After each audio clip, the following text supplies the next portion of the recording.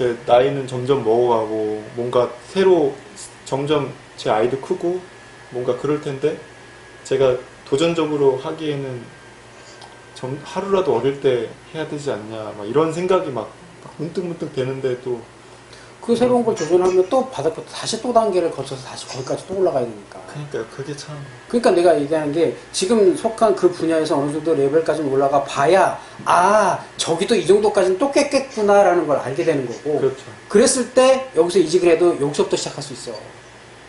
왜? 이게 여기도 다 적용되는구나.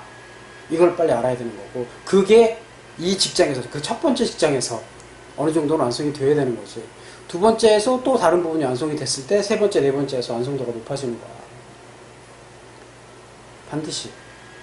근데 그 단계까지 못 올라가 보고 또 여기 가고 하다 보면 1단계에서 이거 1단계 그러다가 시간 한 10년 가버리는 거지. 그럴 것 같기도 해요. 제가 그래서 근데 만족은 안 되고 뭐 안주도 안 되고 약간 조금 그런 느낌. 지금 그럴 때라고 봐. 어떤 직업이든 그 분야에 적응하기 전까지는 늘 불안해. 이게 내가 제대로 된 선택일까 항상 고민이 되고, 내가 이직을 했을 때도 그랬으니까 첫 직장에서 12년 근무할 때도 초기 2, 3년은 근데 그때는 군인이라는 특수한 신분이었기 때문에 그만둘 수가 없었지. 근데 만약에 내가 그만둘 수 있는 직업이었으면 때려쳤을 거야. 근데 지금 돌이켜 생각해보니까 그만둘 수 없는 직업이었던 게 다행이었다라는 생각이 드는 거야. 그렇게 해서 어찌어찌해서 7년, 8년 넘어가면서 다른 게 보이고 10년 넘어갈 때 또 다른 게 보였거든. 그러니까 그때 자신감을 가지고 이직을 할 수 있었어. 내가 일찍 취업하라고 하는 게 무조건 일찍이다라고 얘기를 하는 게 아니라 어차피 사람마다 다 달라. 다르지. 뭐 여기에 다 일찍 취업하는 애가 몇 명이나 되냐. 없어. 근데 나 입장에서 일찍 하라고 하는 건 이제 제대로 공부해서 일찍 시작을 하자.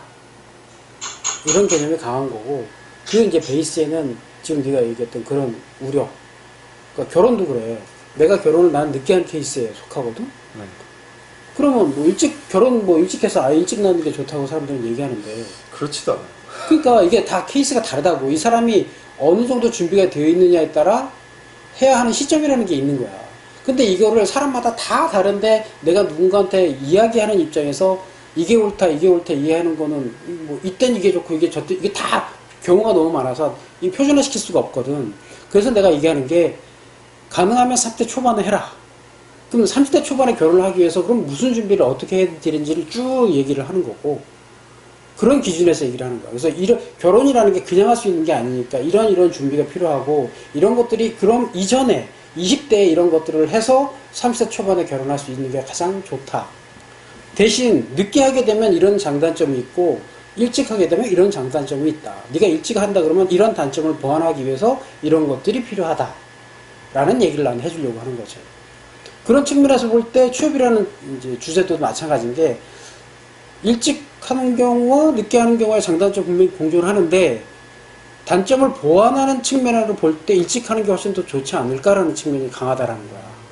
그래서 일찍 하라는 얘기를 하는 거야.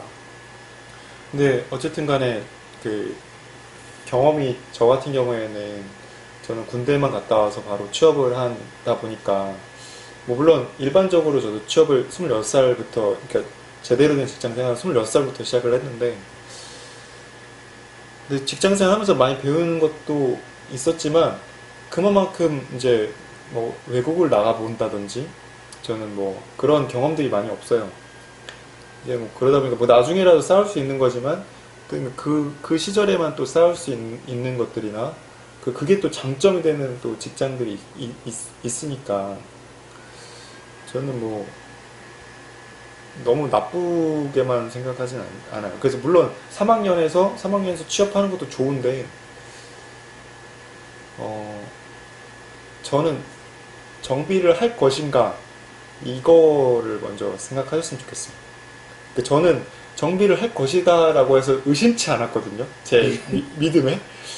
저 고등학교 2학년 때 막 3학년 때 보면은 장래희망에 항공정비사 써져 있었어요. 진짜. 그 정도로 저는 이렇게 내 철학이다 이건 이렇게 해서 왔는데 지금 와서 흔들려요. 근데 그냥 자꾸 선생님이 너무 다그치는 것 같아서 보기 안 좋네요. 아니요, 좋다. 아니, 제가 지적받을 만한 짓을 해요, 그게 제가. 내 역할 아니겠니? 아, 근데 지적을 하는 것도 근데 진짜 어려워 하시거든요, 선생님이. 이렇게 막 쉽게 말을 하는 것 같아도 항상 어려워 하시니까 그거는 알고 하셨으면 좋겠어요. 뭐 지적하시는 게 참 쉬운 게 아니니까.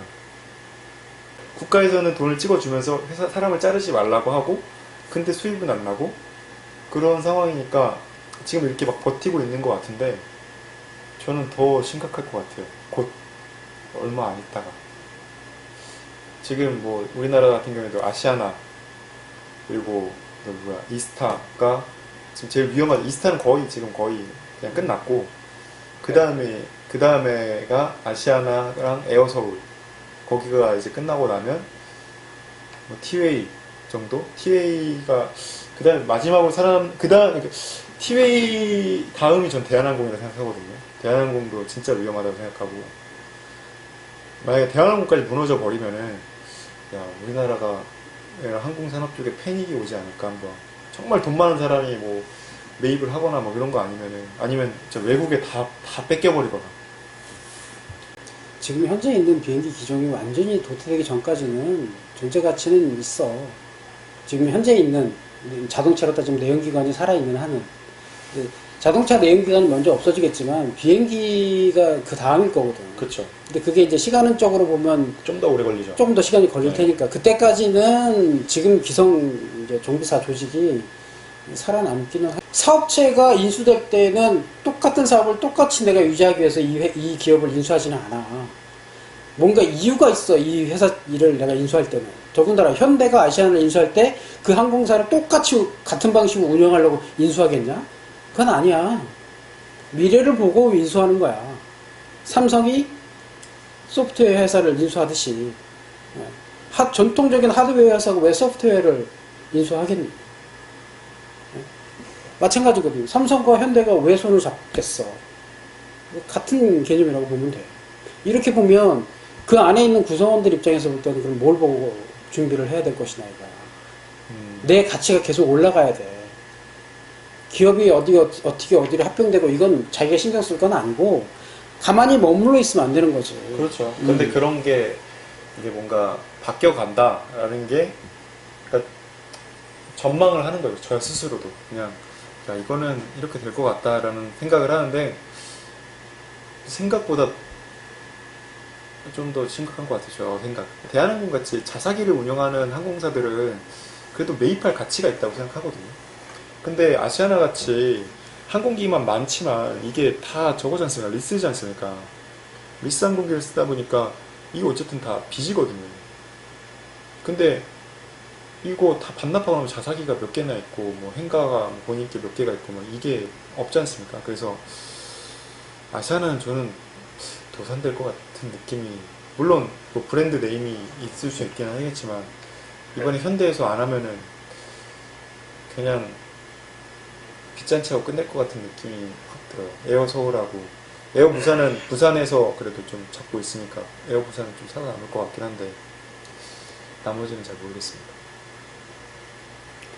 근데도 내가 볼 때는 자기들이 앞으로 하고자 하는 개인용 항공기, 도심용 항공기 쪽 사업과 연계시키려고 눈독 들이고 있는 것 같아. 거기 인력 욕심내는 것도 있고 어떤 식으로든 이 노하우가 필요하거든. 항공사 운영에 대한 노하우가 필요해. 그래서 그 인력을 데려오려는 생각도 있고 다른 생각도 있을 거야.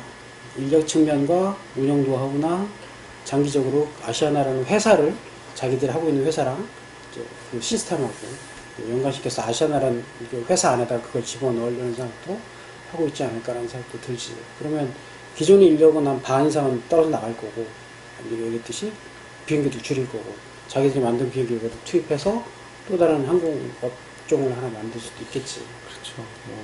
시작해놓고 발생하는 문제들에 대해서 FA에서 이제 규제를 서로 만들고 뭐 이런 식으로 가. 우리처럼 이거 할 거니까 규제 풀어라 이렇게 안 해 얘네들은. 해봐. 그래놓고 이제 규제를 만드니까 훨씬 더 빨리 진행이 되지. 우리나라는 좀 뭐 군사적 문제까지 연결이 돼서 조금 시작이 되겠지만 미국이 먼저 이런 걸 시작을 하고 나면 거기에 이제 지금 현대가 참여해서 진행이 되지 않을까 싶어. 그러면서 이제 장기적으로 포석을 두겠지. 군사적 측면하고 왜냐면 비행 고도가 낮잖아. 낮아서 진행이 되기 때문에 어렵지 않게 풀릴 수 있을 것 같거든 그것도. 막 진짜 극적인 뭔가 막 나타나서 막 이렇게 성장한 거 아니면은 힘들 것 같아요. 아니면은 MRO 쪽으로 오세요. 오고 싶으시면. MRO 쪽은 그나마 살아남을 것 같아요. 그나마. 어떻게든. 아니면은 뭐 군무원 쪽 이런 쪽을 생각하시던가. 근데 민항사를 들어간다라는 건 진짜 지금 있는 사람들도 막 죽어나는 바에 새로 사람을 안 뽑을 것 같아요. 막 이스타 다니는 형님은 전화를 안 받아요. 저한테. 궁금했어요. 조금 더 생각할 거리가 생각하시고. 혼자만 생각하지 말고 네. 의견을 나누고 대화를 해야지 좀 조금 더 객관적인 판단이 서. 알겠습니다. 네. 그러니까 카페에다 댓글도 좀 쓰고 네. 너의 표현을 자꾸 좀 해봐. 그래야 너를 좀 파악할 수가 있어. 네. 말은 뭐 자꾸 해야 되지. 근데 그것도 그냥 안 들어. 써야 말할 수 있어. 네. 그치? 네. 짧은 댓글에도 좀 쓰고 빨리 가능한 빨리 이력서 좀 보자. 네, 알겠습니다. 네. 말은 잘해. 그래도 뭐.